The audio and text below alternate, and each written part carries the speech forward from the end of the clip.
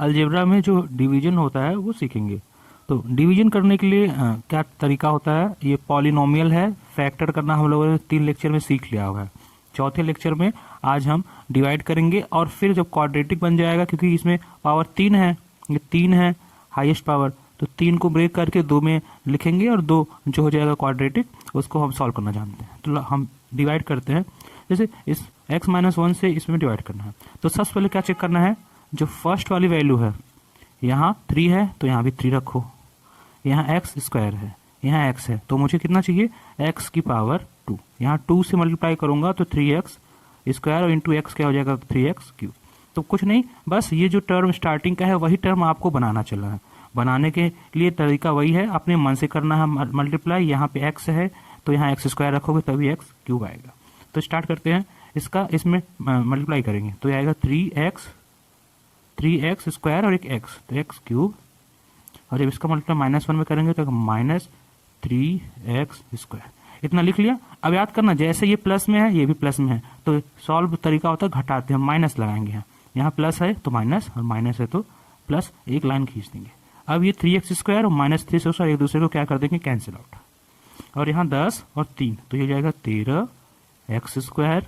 अब क्या बचा, बाकी वाले जो टर्म वो नीचे उतर गए, तो ये 9x -4।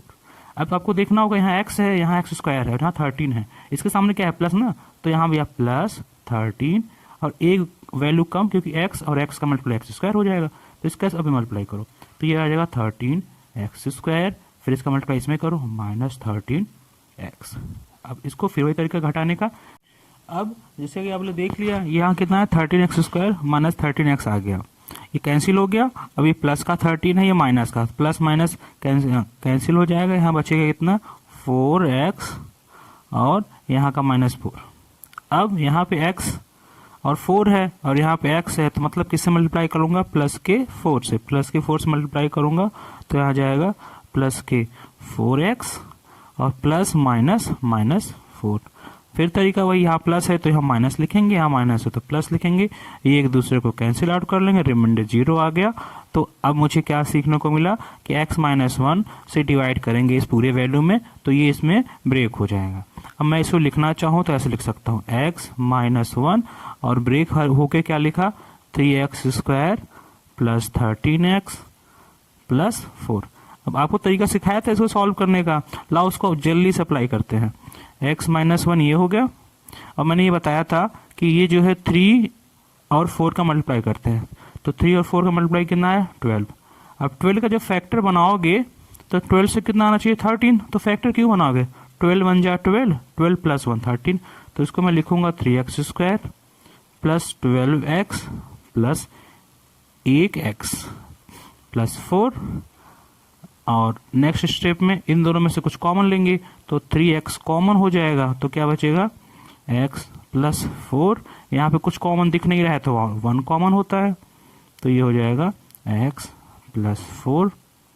अब ये ब्रैकेट क्लोज कर देंगे, बगल में जो लिखा हुआ है x-1 वो लिख लेंगे और इसको फिर से एक बार कॉमन लेंगे, तो इसके 3 फैक्टर निकलेंगे, वो अभी हम दिखाते हैं आपको। x प्लस 4 ये हो गया, x प्लस 4 कॉमन ले लो क्योंकि दोनों में कॉमन है, तो ये आ जाएगा 3x प्लस 1।